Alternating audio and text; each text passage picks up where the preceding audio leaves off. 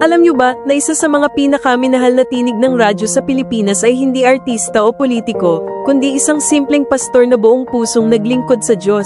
Ito ang kwento ng hardenero ng panalangin, si Pastor Proceso Caesong Marcelo. Ipinanganak noong 2 ng Hulyo taong 1928, si Proceso S. Marcelo ay lumaki bilang isang ordinaryong Pilipino.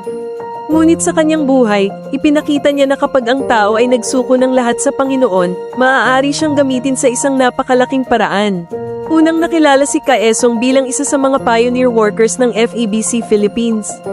Nagsimula lamang siya bilang bantay ng property at tumutulong sa konstruksyon. Pero unti-unti, ginamit ng Diyos ang kanyang simpleng puso para dalhin siya sa ministeryo. Sa kalaunan, si Pastor Proceso Marcelo ang naging boses ng programang Hardin ng Panalangin. Araw-araw, maririnig sa himpapawid ang kanyang kalmadong tinig, nagdadala ng pag-asa at pananalig. Madaling araw pa lamang, milyon-milyong Pilipino ang nakikinig at sabay na nananalangin habang inuusal niya ang mga salitang, "Manalig tayo na ang Diyos ay tumutugon."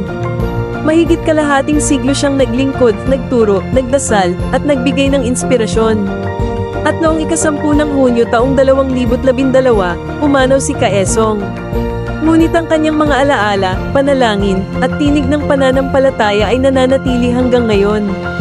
Si Pastor Proceso Marcelo, ang hardenero ng panalangin. Isang buhay na patunay na hindi kailangang maging tanyag para maging makabuluhan. Dahil ang tunay na kayamanan ay ang pag-iiwan ng alaala ng pag-ibig at pananampalataya. Kumusta po kayo mga minamahal sa Panginoon? Nagpapasalamat po ako sa dakilang pribilehyo na muli po tayo magkaniig, bagaman po hindi personal, ay sa pamagitan ng ganitong kaparaanan. Papasalamat po ako na muling makapagtid sa inyo ng mabuting balita mula po sa banal na kasulatan. Kung nagustuhan mo ang kwento ni Caesong, huwag kalimutang i-like, i-share, at mag-subscribe para sa mas marami pang inspirasyonal na istorya.